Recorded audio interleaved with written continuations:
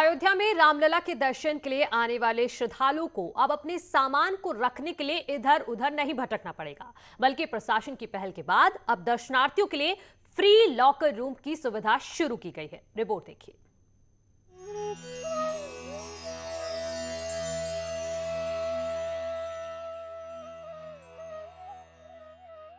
श्री राम जन्मभूमि मंदिर आने वाले श्रद्धालुओं के लिए अपने सामान की हिफाजत करना अक्सर एक बड़ी चुनौती रहा है। श्रद्धालुओं को अपने सामान की सुरक्षा के लिए इधर उधर भटकना पड़ता है और कई बार इसके लिए एक अच्छी खासी कीमत चुकानी पड़ती है। लेकिन अब प्रशासन की पहल के बाद दर्शनार्थियों के लिए फ्री लॉकर की सुविधा मंदिर के नजदीक ही उपलब्ध कराई जा रही है, जिससे मंदिर आने वाले भक्तों में खुशी की लहर है।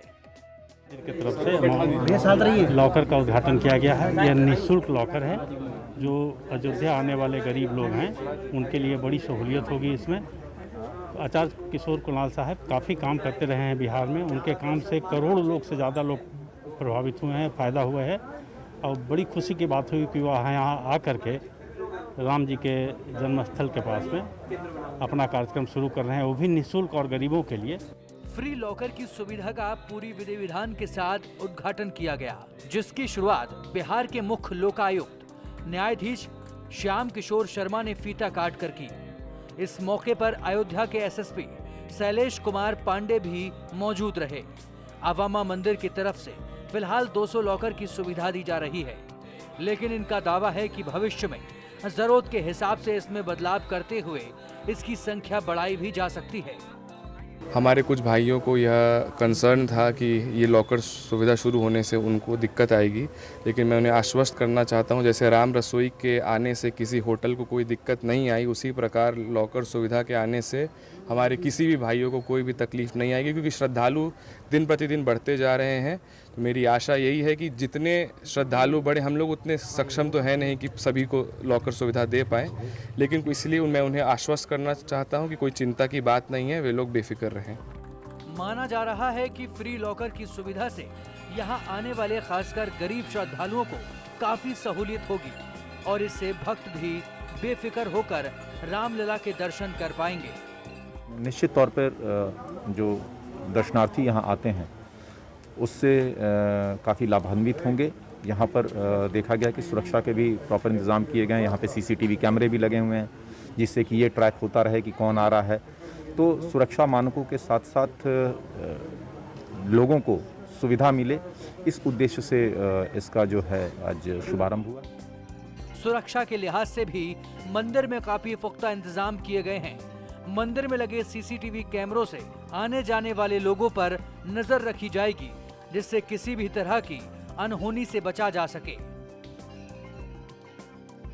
निमिष गोस्वामी, अयोध्या, न्यूज़ 18।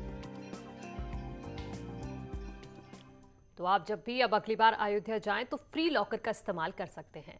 आगे बढ़ते हैं। उत्तर प्रदेश के मुरादाबाद रेलवे स्टेशन पर दिल को झकझोर करने वाला नजारा सामने आया है। यहां एक मासूम बेजुबान बच्ची ने रेलवे स्टेशन पर गर्मी से बेहोश हुई अपनी मां और अपने दुधमुहे भाई की जान बचाई है।